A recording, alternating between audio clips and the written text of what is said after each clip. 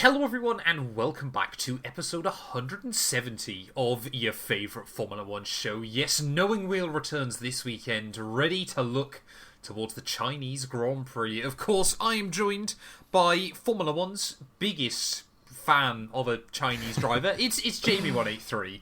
I'll take that. To be fair, I can't think of any obvious Zhou Guanyu fans apart from myself. So I'm very excited. Obviously, my hopes are on the floor because the stake Formula 1 team Kick Sauber is absolutely horrendous this year. But we can hope and we can dream and we can soak in all of the attention that Zhou is getting for this weekend, regardless if he gets any points or not.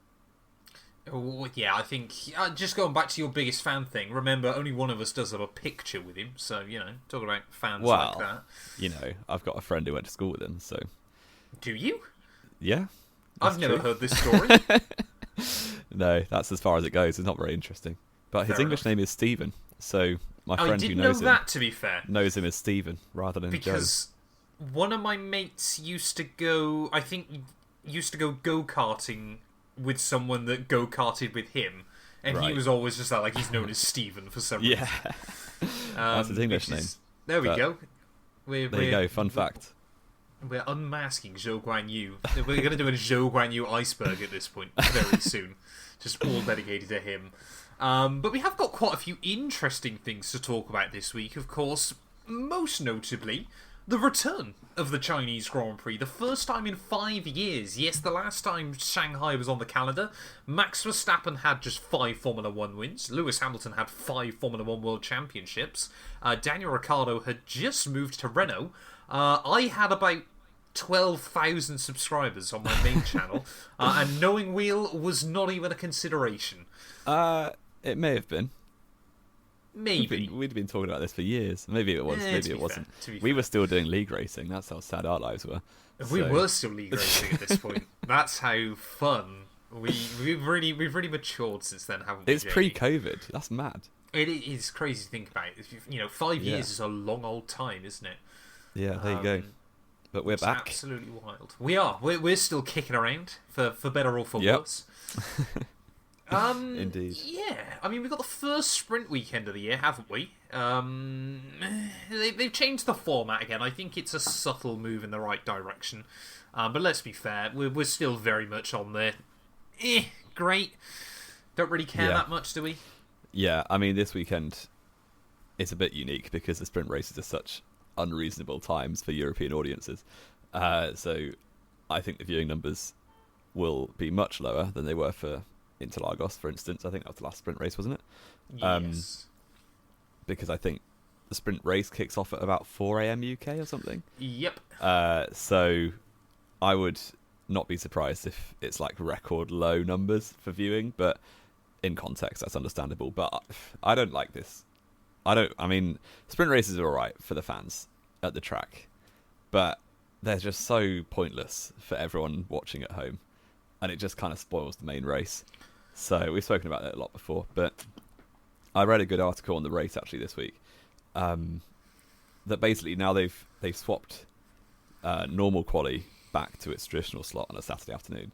So now you have sprint quali on a Friday evening and sprint race as like a warm-up for real qualifying. It just makes it even less important because you could tune in for normal quali on Saturday afternoon, having missed all of the sprint action, and you wouldn't really know or care any different. It's a little bit mad because the headline from Friday, there now won't be a headline, whereas before you had who got pole. The headline from Saturday was always who won the sprint race, which will now be who got pole.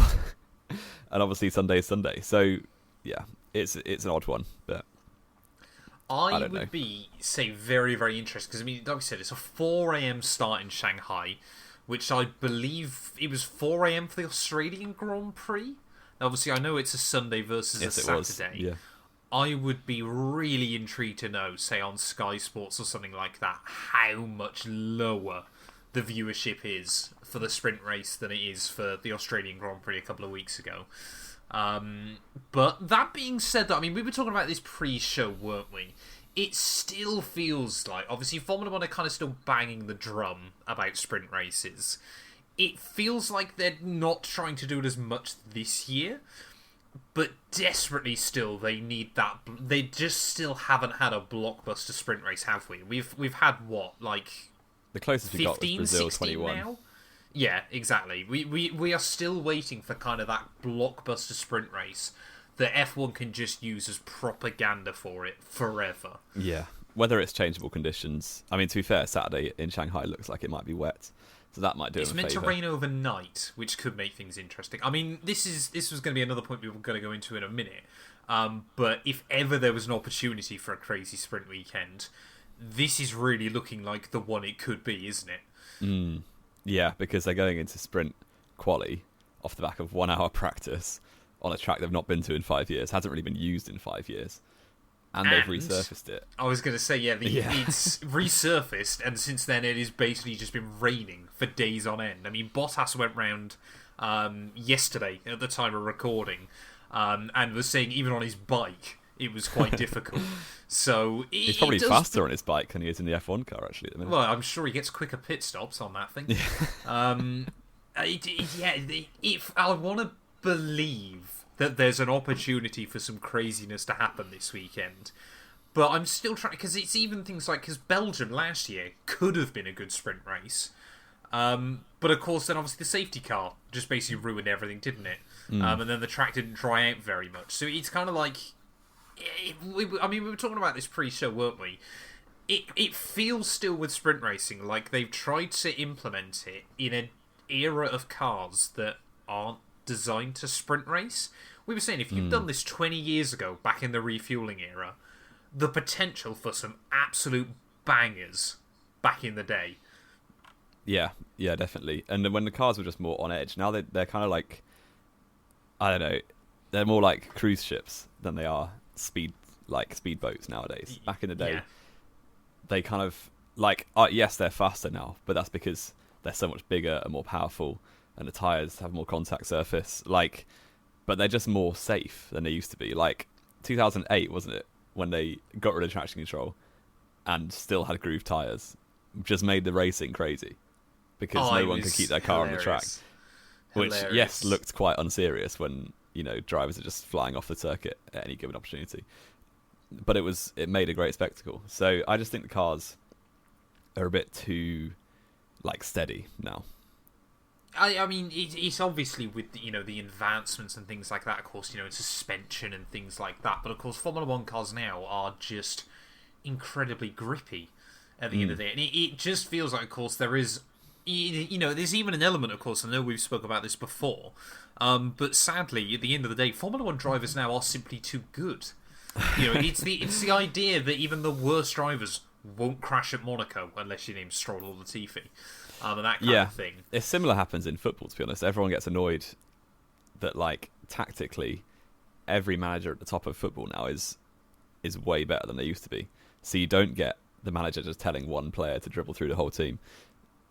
And it just makes it a bit more watered down, and there's too much data, isn't there, in everything nowadays?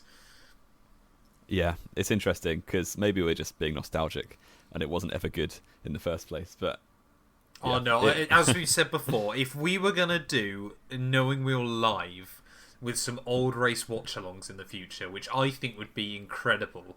2008 would absolutely be one of the first places I'm looking for videos. I've already got a mental list in my head of races I'd want us to go back and watch. I would just want to watch Brazil 2012 to torture myself.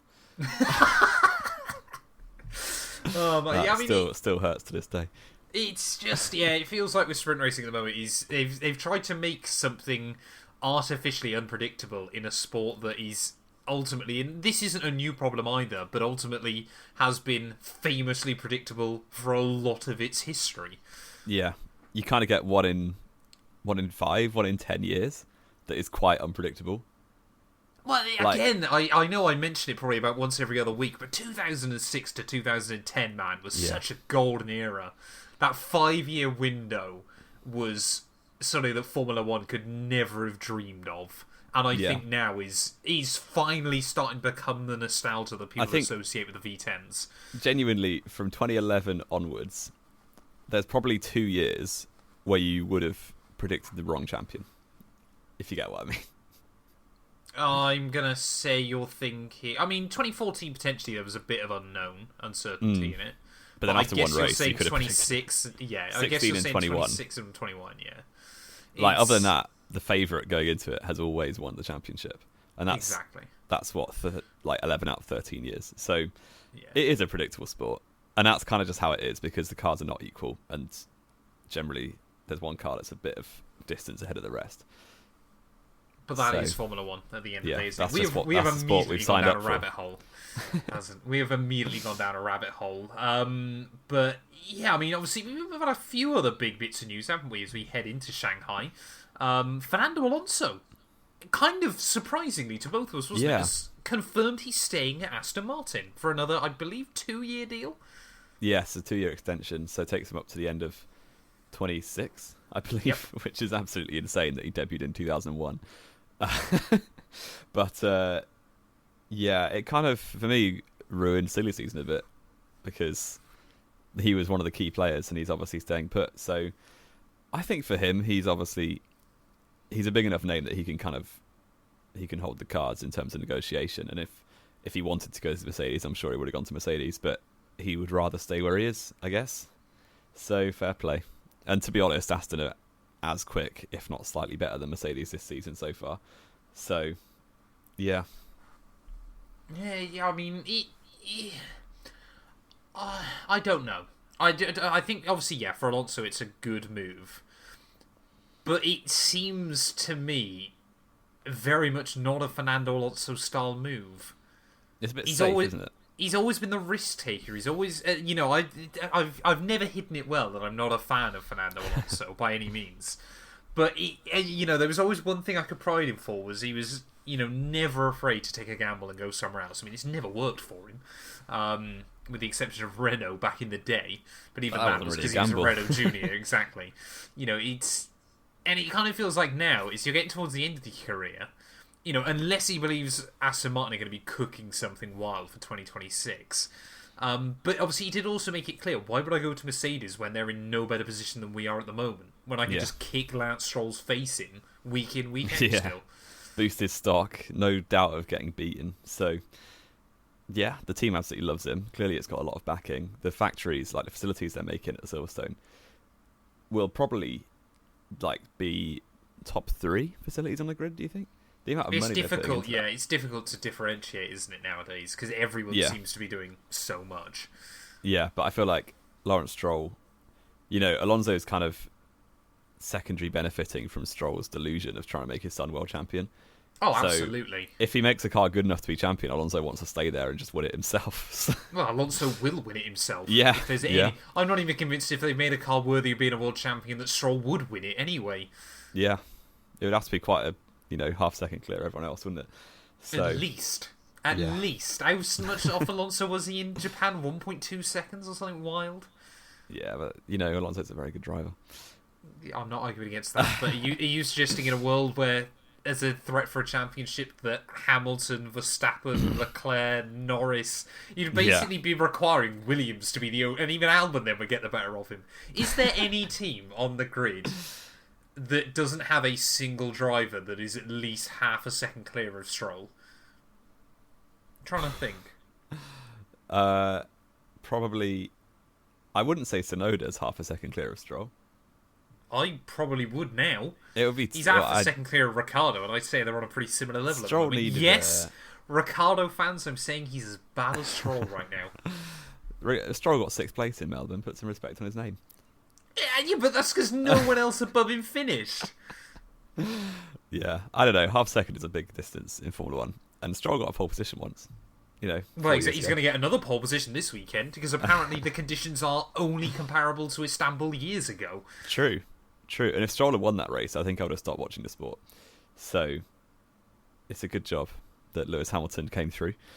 The best bit about Stroll taking that pole was how upset Max Verstappen was. Oh, yeah. That was quality. But, so you know what? Max had the last laugh. He span in the race, didn't he? And almost got beaten by Albon. Yeah, it was a poor showing for Red Bull, but 3 world championships later, who cares? 4, basically, mate. We know how this year's going. 3.5. Let's talk then, Jamie. F1 2025 calendar has been confirmed. Yes. Thoughts, Yes, it has. feelings? It's basically the same as this year, isn't it? Apart from one thing. Well, there's a few changes. So you've got Melbourne is the host, which is very nice. That was always going to happen this year. Yep. Because is it 2 out of the next, or is it like 4 out of the next 15 or something? Isn't it that Melbourne has to? I be thought the it was first race. half and half. To be fair, it might be 5 in 15, but I thought it might have been 5 in the next 10. I don't know. Regardless, there's some years that Melbourne will be first, some years that Bahrain will be. But we knew that this was going to happen because Ramadan next year, clashes with the first week. How inconsiderate. And Albert Park had already leaked it months ago. Yeah. So Bahrain and Jeddah can't. I don't think they want to do Saturday races again, basically. So they're going a bit further back in the year. So April 11th to the 13th for Bahrain and April 18th to the 20th for Saudi. Which, that's a triple header. That's dumb. That's really dumb. Yeah. Japan, Bahrain, Saudi. What a stupid triple header. Yeah. Okay. And back-to-back Melbourne to China is going to be a bit tight for the teams. They are. I mean, do you want to, this is what I was going to say. Do you want to know what's incredible? So you got back-to-back between Australia and Shanghai, back-to-back-to-back between Japan, Bahrain, and Saudi Arabia. Then, Jamie, the gap between Silverstone and Belgium I saw is that. 3 weeks. You've got 2 weekends off between UK and Belgium. Like, what is the point of that? Well, we basically got a summer break before the summer break.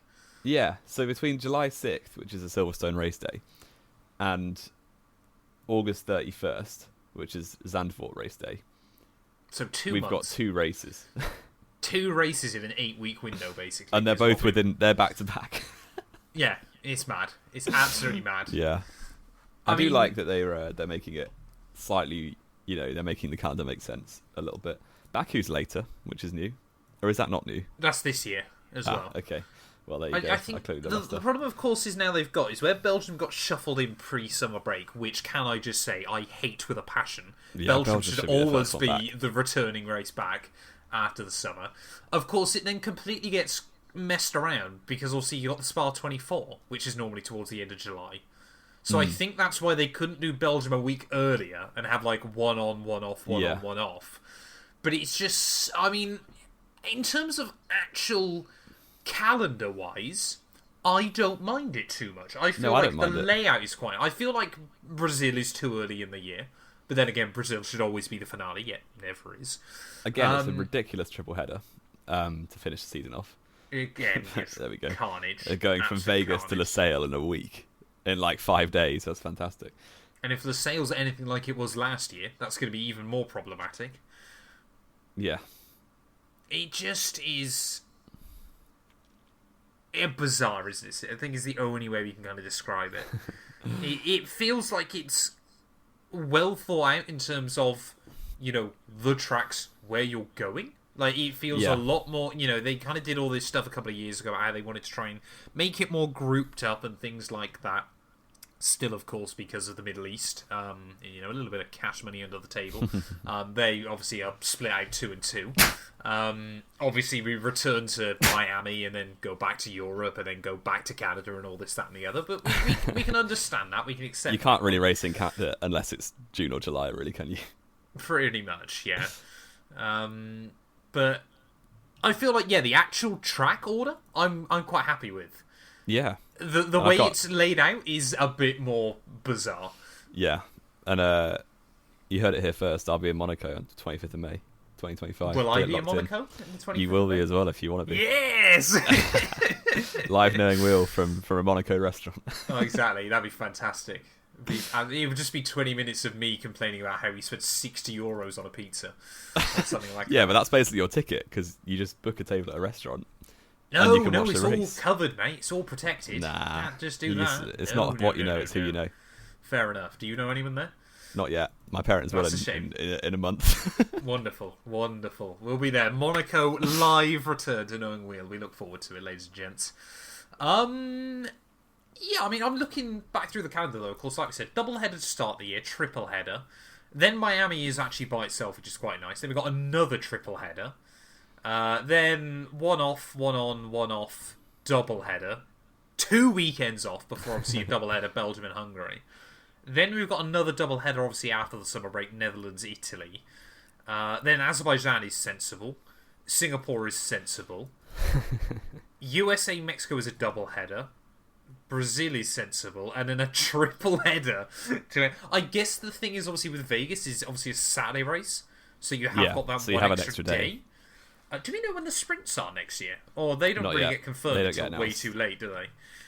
I mean, they don't if you were going to guess 6 races that are going to host a sprint next year, it's all a bit random, isn't it? It kind of depends on which sprints are good this year. So I think Brazil, they're going to just give one because it's the only good sprint race so far. And Austria, they normally do. Yeah, Austria too. Maybe Vegas, if they could fit it in, do you think? No, because it would have to be qualified on Thursday. Oh, yeah, true. That wouldn't work very well. Silverstone might get one. You never know. I think they know the fans pay out the nose to go Silverstone anyway, so why would they give them any value for their ticket? True. I'd like to see a Bahrain sprint at some point. We haven't had one of them yet. Bahrain as a season opener, I feel, deserves a sprint race. Not when it's not, but when it is. But when it is a season opener, that would be a bit dumb having the first race of the season be a sprint. I don't like that. But when it's round 4... Sprint races are dumb anyway. That's the whole point. When it's round 4, I'm like all for it. Get it a sprint race. Yeah. I don't know. It's a bit of a stab in the dark, really, isn't it? They'll never give one to Monaco. They'll never give one to Barcelona. You'd hope not. And, yeah, I doubt they'd give one to Zandvoort, really. Because, again, it's not great for overtaking. Last year saw the most overtakes in the entire season. Yeah, because it was flipping wet, wasn't it? And everyone had no idea what to do. Dry wet, yeah. Yeah. That's what you want in a sprint race. Zhou Guanyu ran in the podium for about 10 laps. What a baller. What happened to Zhou in that race again? He aquaplaned because it was too wet. How many other people binned it at that corner? Actually out one other person went off about a second before he did. Didn't hit the wall, but we ignore that. Yes. So I'm looking through. Is there any other good candidates for a sprint race? How long's Mexico City going to be on the calendar for, by the way? Well, as soon as Checo's dropped. Yeah. If they need to get rid of some races, obviously Barcelona's almost gone. So that's good. But that's being replaced anyway. Yeah, but Madrid will be a good race, so it's fine. Will it? You sure? It's another street track. Okay. Yeah. I think Mexico's on the chopping block. I think Miami won't get another one after its 10-year contract. But we've got a while left. Yeah. I mean, it's that thing, isn't it, of course, of... Next year, I believe, is the first time in quite a long time that it's identical in terms of the tracks that are on the calendar. Obviously, I know it's not the same order and everything, which it probably has happened at some point in the past, but I just can't remember when off the top of my head. Yeah, well done. Obviously, like we said, Mexico is probably quite a prime candidate for that once Checo's gone. Where else could get dropped anytime soon? Miami, yeah, maybe, but they got a long-term contract. Yeah. I worry it would be something like Belgium next. But... Well, Belgium was on the chopping block and now apparently is safe again. I think Imola, I don't know how it's still around, really. It was only ever joined the calendar as an accident. I appreciate Imola's history in the sport, but yeah, it kind of feels like it's yet to really deliver a good race, has it? With the exception of 2020. 2021, you mean? 2020 was boring. No, 2020 was a good race. 2020 was the one where it was just a boring Mercedes 1-2 until Bottas messed up. Yeah, but there was a lot of battling going on behind though, wasn't it? Nah, rubbish. 2021 was boring. Lewis couldn't... 2021 was class. 2020 that was wet to dry. That good? I know it was wet to dry, but it wasn't that good, was it, for a wet to dry race? Yeah, it was good. Maybe it's because Max won, and it suddenly made me believe that we could win the championship. But... Well, that's what I'm thinking. Whether it was just actually the hype around it. That was for Lewis messing up and getting lucky that it got red flagged. No, that was because Max forced him off the road because he can't race wheel to wheel. No, what are you on about? He just messed up when he was trying to lap Russell. No, but Max barged him off at turn 1, which gave him the damage. That's totally unrelated. He went off and he got damage at turn 1, did he? Yeah, he had no pace anyway because the car was wrecked. Because Max was having to drive wheel to wheel. I mean, anyway, go back to the original point. Though, anywhere else that could be dropped off the calendar? Yeah, I guess Mexico and Imola are probably the two prime candidates, aren't they? Yeah, I mean, but so. then you end up in a scenario where Monaco is the first race of the European leg, which seems odd. We just put Spain back before Monaco then. Go to Madrid. I mean, I must admit that it makes sense. We always use Barcelona to see who was quick in the final sector. Even though it's now that irrelevant final now. sector's gone, yeah. Oh, man, it's so weird, isn't it? It's so weird. Maybe, yeah, Mexico, Imola, Miami could get dropped for some. Well, it'd be more tracks in the Middle East, but there we are. Unless we end up with like 30 race seasons soon. I mean, we're gonna have to do a lot of podcasts then. Yeah. That seems intense. Shall we do the quiz, Jamie? We have really just rambled on today. Yes. I don't know what we've spoken about for the last 20 minutes, but there we go. Hopefully you're We've still done listening. well. We've done very, very well. Of course, we're returning to Shanghai for the first time in 5 years. We are. Your quiz this week, Jamie, is not to name me every winner of the Chinese Grand Prix. I didn't see that coming. No, it's not to win that. It's not. Okay. You're going to be like, who finished fourth each year? No. You have got to try and give me the... So, what I'm going to say is you can get them in any order. Okay. But you can't get a wrong one, otherwise it's over. So you've got to name me every point scorer in the first Chinese Grand Prix, way back in 2004. And I can't get it wrong. So you got no time limit, but as soon as you get one wrong, you're out. You know, this morning I was going to watch the highlights of that on YouTube, but I didn't because I didn't have time. That would have been quality. But I have no idea. I think it's the trick question because I think Schumacher crashed down the formation lap. He didn't crash on the formation lap. He crashed out on the installation lap. So yes, he did start on the way to the grid. Oh, he did start the race. He did start the race. 04. Okay, I was. This could be over straight away. I'm going to say Michael Schumacher. It's over. Fantastic. That's gonna be the shortest quiz we've ever done. You baited me into that. I wouldn't have said it if you. Did he actually start the race? You weren't lying. He started from the pit lane. Yeah, he finished the lap down. He had an absolute stinker. He span. He binned it with traction control. 04. Well, can I carry on? Anyway, I'll let you carry on. There's only 8 point scorers. I reckon David Coulthard. I never say nope. that. He finished 9th. Oh man, this is so funny. You're basically just going to give me the 2004 grid now. Kimi Raikkonen was he? Yep, he finished 3rd. There you go. Juan Pablo Montoya. He finished 5th. Jarno Trulli. No, I don't think Fisichella? so. Fisichella finished 7th. There you go. What a guy. Trulli, sorry, wasn't even on the grid. Yes, he was. Jarno Trulli was not at the 2004 Chinese Grand Prix. I swear he raced in 04. It was Jacques Villeneuve in the Renault because he'd been dropped, hadn't he? Before the end of the year. Oh, China. He missed the only race he missed was China. Why? Because Jacques Villeneuve replaced him. Because he got dropped. But he came back for Japan the race after. Oh, no, he went to Toyota. Never mind. Yeah, exactly. Yeah, well, so far you've given me 3 correct answers and 3 wrong ones, including a driver that wasn't even there. yeah. I think I'll throw in my towel. You're not even going to give me any more guesses. Well, I've already messed up, haven't I? You have messed up. Timo Glock. He was driving for Jordan, wasn't he? He didn't. He finished a lap down in P15. You're awful at this. Yeah, I can't even. 04 is a poor season for me. Button came 2nd. Who would have won the race? Barrichello? Yes. Ah, there you go. I believe before 09, it was Barrichello's last win.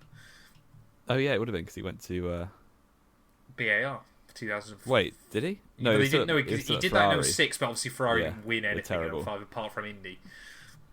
There you go. So that it was a appalling Barrichello attempt victory. at a quiz. It was horrendous. Barrichello, Button, Kimi Raikkonen P3 ahead of Alonso, Montoya, Sato, Fisichella, and Felipe Massa. Very good. I was never going to get half of them. Actually, I'm looking at it. I'm looking at this. I was looking at the grid, and Panis was P8, and I never got him. It was BAR and Sauber were the only teams to score points. The only teams to get both cars in the points, sorry, I should say. Wow. I actually picked you quite an unpredictable race. You did, and you picked me a race in 2004 that Michael Schumacher wasn't the right answer for. So I feel like I got set up a bit there. Oh, well, I feel like you should have been able to see that coming a mile off, to be fair. It was, one of the only races that Schumacher didn't win that year. Yeah, exactly. I think it was the only time he didn't score points, if I'm not mistaken. I think you're right. Because it was the final race of the year, and he had an absolute disaster. It wasn't the final. Wasn't it? There were 2 races after. Oh, Brazil and China, yeah. And Shirley came back. That's why I thought he raced. Yeah, so Schumacher obviously didn't finish Monaco early on, came second at Belgium and Italy, then 12th in Shanghai, won Japan, and 7th in Brazil. Best season of all time by any driver. 2002. Yeah, true. But 04 was more interesting. Every single race. Oh, yeah. 04 was... 04 was a bit like 2023, wasn't it? And actually, there was quite a few times where people were close-ish to Red Bull. So, obviously to Red Bull or Ferrari back then. But yeah, just no one could make it happen. There you go. We have waffled like crazy. This has been a very waffly show. I'm sorry to everyone listening. Let's finish off then, Jamie, with predictions. Predictions. First sprint prediction of the year. Yes. So we've got an extra 2 points on offer. Yeah, boy. We only do sprint win, sprint race, qualifying, and top 3, don't we? We don't do sprint quali. No, sprint quali is pointless. Also, where sprint quali is now before real quali, that's going to be annoying.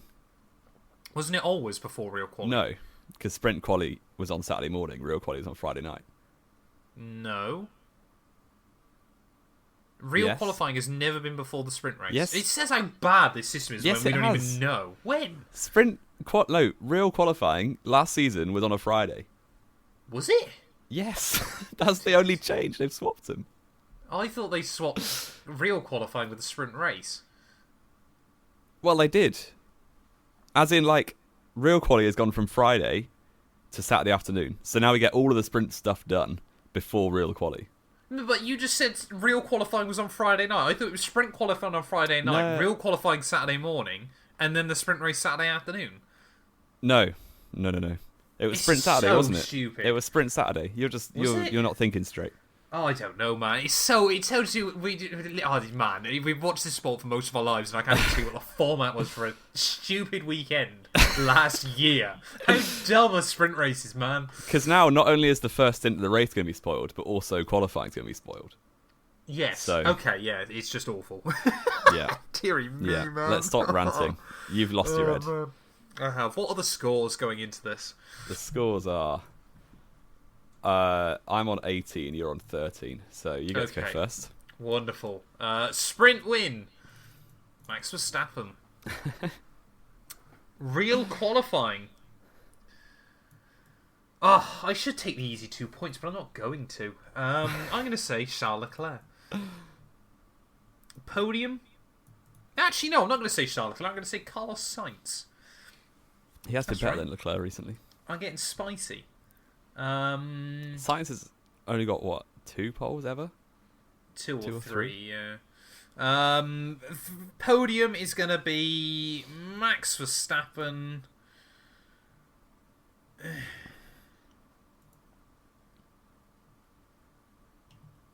Charles Leclerc.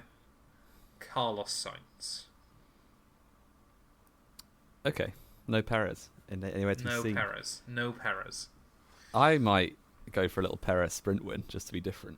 Okay, fantastic. So, Checo going to get his first win of the season in a sprint. Nice. Actually, I just remember what I said was wrong. Qatar was a sprint, wasn't it? So, is Oscar Piastri not the last sprint winner? I said Brazil was the last. No, because Brazil was after last year. Well, there you go. I would go Checo Perez to win the sprint. I would go Max Verstappen to be on pole position. I would go Max Verstappen to win the race, followed by Checo Perez and Lando Norris. Interesting. There you go. Okay, so we've got very, very different. Very different. We need to make sure we write in our predictions as well, so I can do the graphic. Yes. After this, have we got anything else to add though, Jamie? Apart from the worst ever score we've seen in the quiz. Podcast will be late next week. Apologies. It will, yes. It's been late this week as well. We're both busy with life at the moment, so we apologise for that. I'll be running my own race on Sunday morning, so I'm not sure. You will. Watching very good luck to you. Is it a full marathon or a half marathon? Half marathon in Vienna. So if you're in Vienna, luck, come and say hello. Make sure if you're watching the Vienna half marathon, you bring out some posters saying "Knowing Wheel" on top. Oh, exactly. Jamie will personally give you a handshake halfway around. Yeah, I won't stop, but if it's very quick, if you can run with me, I'll give you a handshake. Fair enough. There you go. The deal has been done, ladies and gents. Thank you all so much for listening, as always. If you've made it to the end of one of our most rambliest episodes ever, then I salute you. And we will be back next week to look back over the action from the Chinese Grand Prix.